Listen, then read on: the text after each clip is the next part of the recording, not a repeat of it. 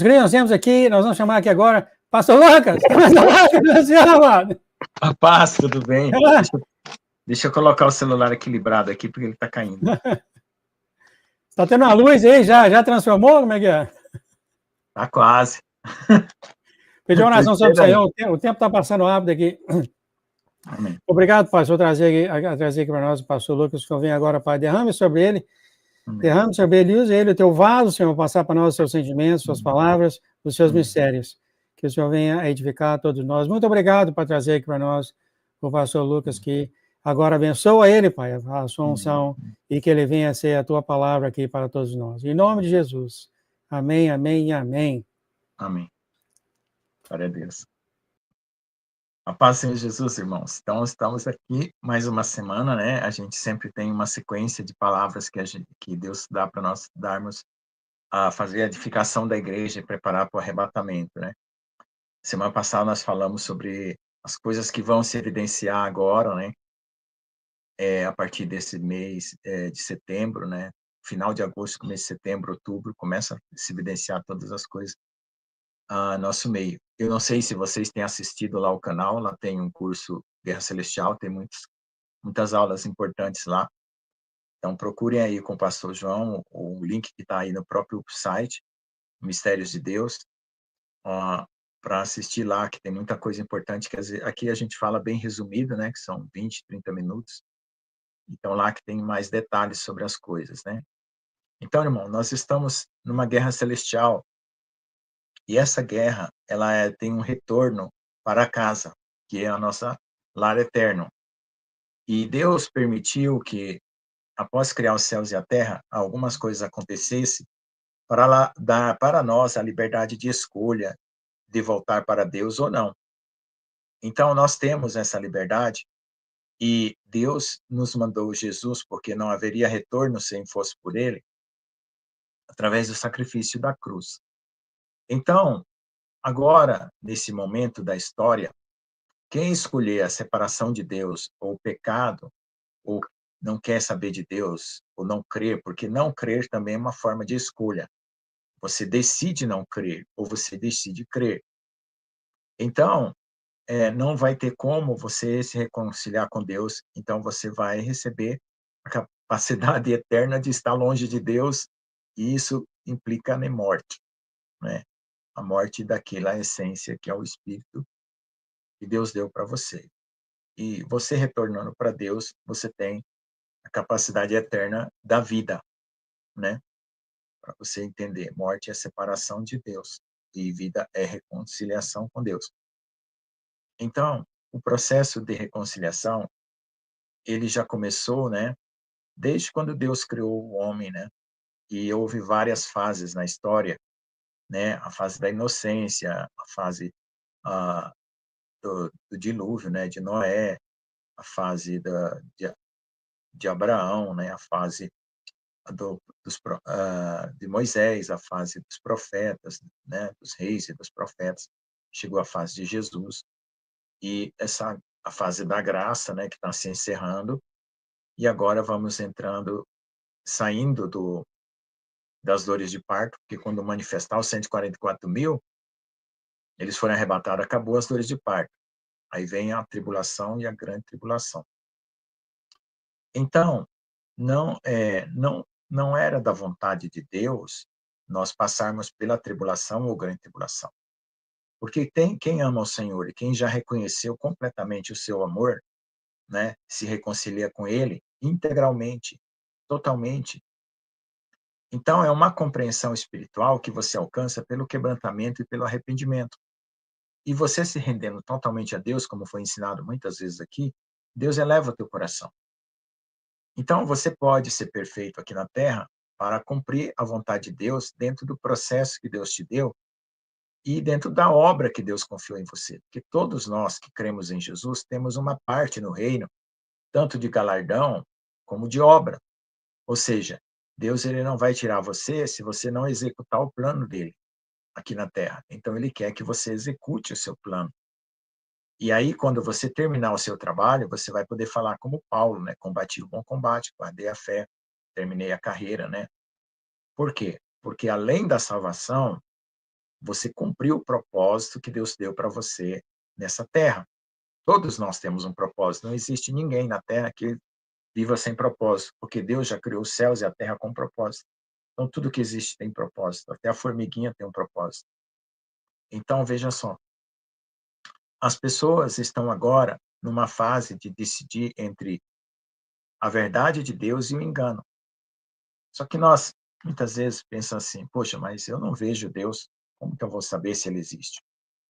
Então, você tem que ver que o princípio de tudo, né, tem que ter um, um criador, porque as coisas não vêm a existir do nada, né?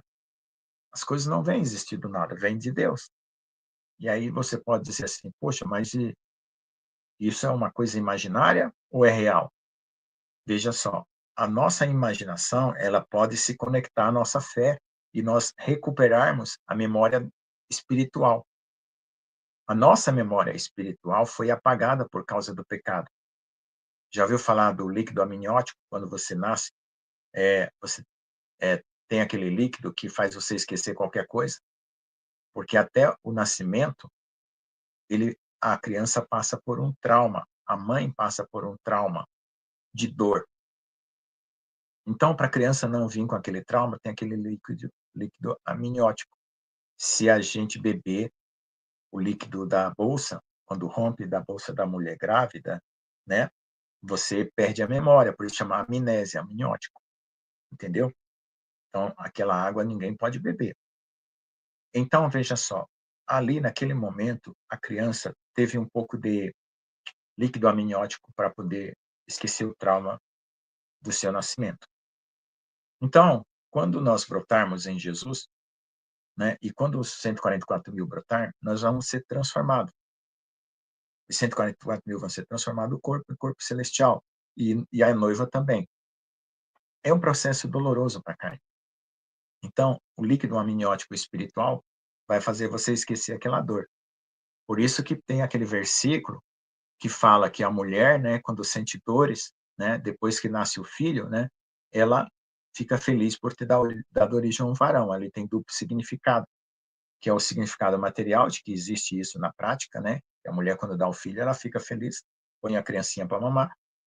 E tem a coisa espiritual, né?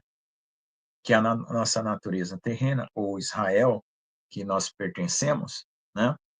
Ele vai dar luz ao filho varão. Isso, esse dar à luz, ele vale para a noiva, vale para os 144.000 para a noiva, porque essa existência material, ela vai encerrar. Não vai mais existir existência material.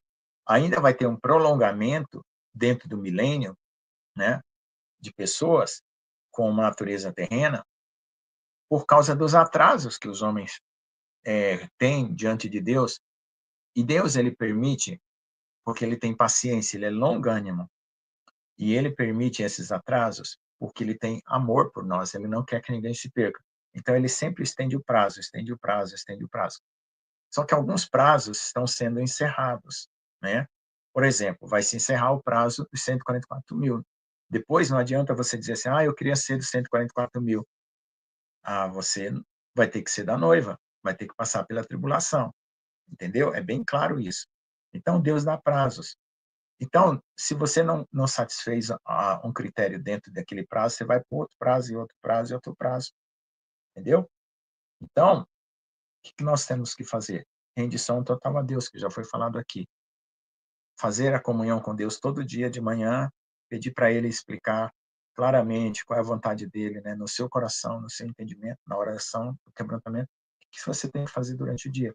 Você não faz a mais, porque senão você não vai confiar em Deus, você vai querer fazer as coisas por si mesmo, você vai sair do espírito, vai para a carne, e nem faz a menos para você não ser omisso. E Deus vai te dar um dia equiparado, uma carga que você pode carregar todo dia. Então, fazendo isso ao longo de toda a vida, chega uma hora que Deus brota em você, como vai acontecer agora. E depois vai ter a tribulação. Na tribulação, quem vai ficar para a tribulação? Aqueles que não passaram no teste dos 144.000. O que é 144.000? São 12.000 de cada tribo?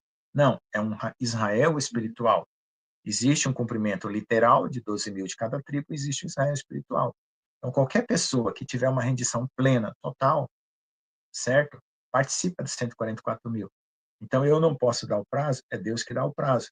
Mas veja só Estevão. Pensa bem. Estevão, ele se converteu em pouco tempo, né? Ele se tornou como um anjo, porque quando ele pregou, disse que o rosto dele brilhou como um anjo. Então, entre aspas, ele foi uns 144.000, certo? Porque os 144.000 é um exército para o final dos tempos. Mas na época dele, ele conseguiu 144.000. Morreu apedrejado, mas ele viu o trono de Deus. Então, ele retornou para casa, certo? Esse é o nosso retorno.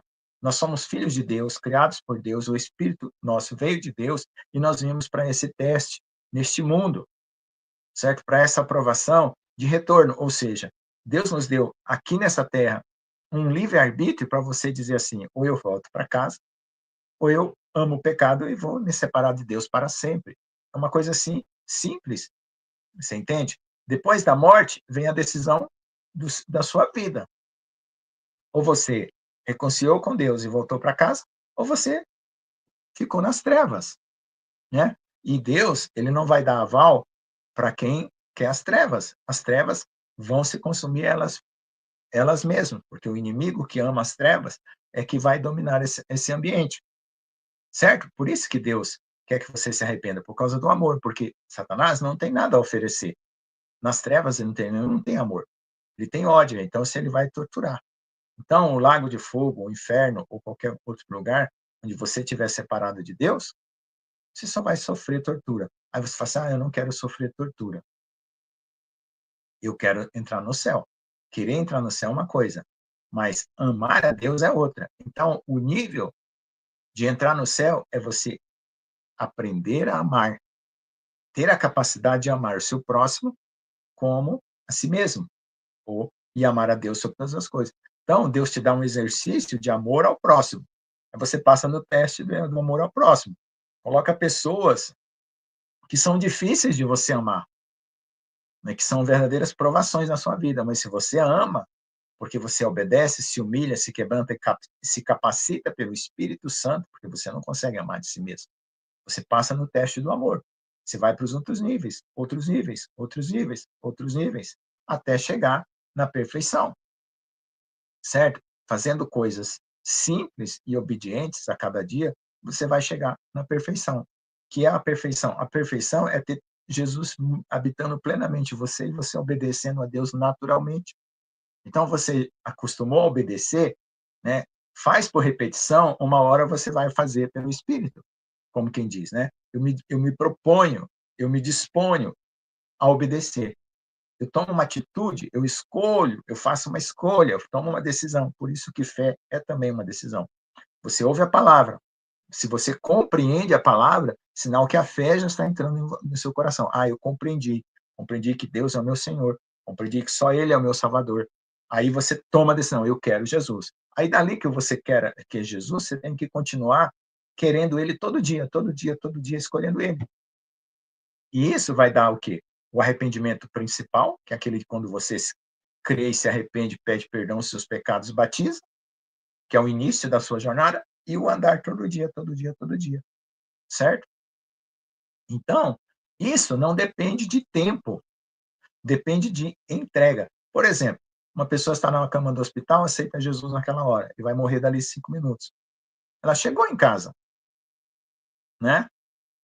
Então, nós não tivemos aí a morte do Jeff, ele voltou para casa, mesmo passando por qualquer coisa difícil, mas ele voltou para casa porque ele se entregou totalmente, ele pediu perdão por todos os pecados dele. Por exemplo, o ladrão da cruz, vai lá crucificado. Ele reconheceu que estava tudo errado ali na vida dele, que aquela história dele precisava ser consertada ali imediatamente diante do lado de Jesus. Foi até uma honra ser crucificado com Jesus. Imagine ser crucificado com Jesus. Aí você olha para o lado, ali teu Salvador está ali, ele vai voltar para o céu e você, pega o bonde junto com ele. O ladrão da cruz foi muito inteligente. Ele não podia mais fazer nada pela vida dele. É isso que você tem que ver. Quando chegar a última hora, você não vai poder fazer mais nada pela sua vida. É só se entregar, meu amigo. É isso que Deus está gritando, está gritando, está gritando lá no céu. E agora vai ter até a 7ª trombeta, são 7 etapas para você vencer. Então, quando aparecer o céu, você olhar para o céu, ver os 144 mil, a noiva lá cantando e glorificando, e você aqui na terra, meu Deus, quem que não vai se arrepender num negócio desse? Pelo amor de Deus, aí não é nem mais coração de pedra, é coração de quê? Como é que pode?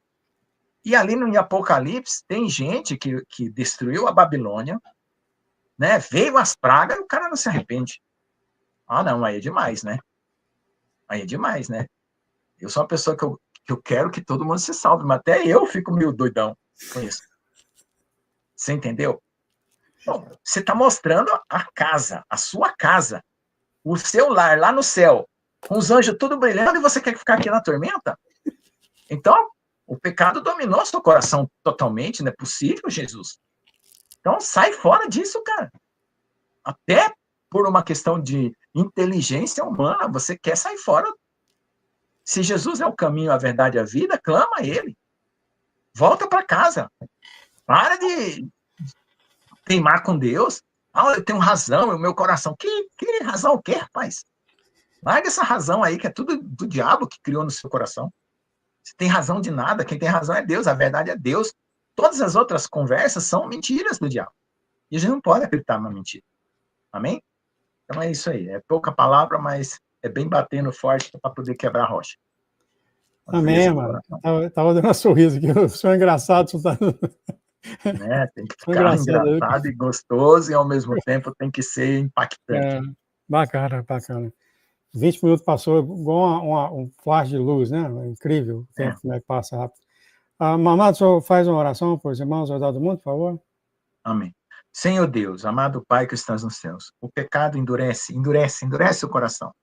Mas nós pedimos, Senhor Deus, que o Senhor quebre esses corações endurecidos pelo pecado, que desejam tanto as coisas desse mundo e as coisas da carne, que entre uma decepção terrível sobre tudo que é desse mundo e tudo que é da carne, para que eles abandonem e se voltem para Ti, e recebam o Teu amor, porque até mesmo para Te amar, Senhor, nós precisamos ser amados por Ti em primeiro lugar, porque nós não produzimos o amor de nós mesmos.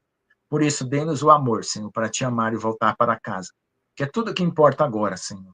Não é mais o emprego, não é mais a família, não é nada. Nós apenas estamos cumprindo um calendário, uma jornada para poder concluir ela e voltar para casa.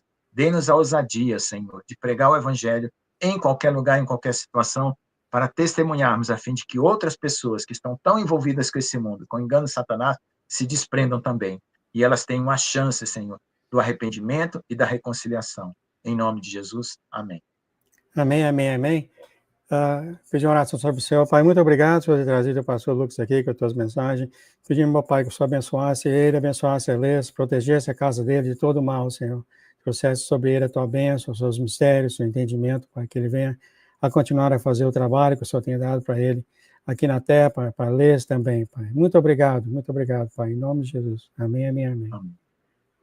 Até a próxima, querido. Até, Deus abençoe. Tchau.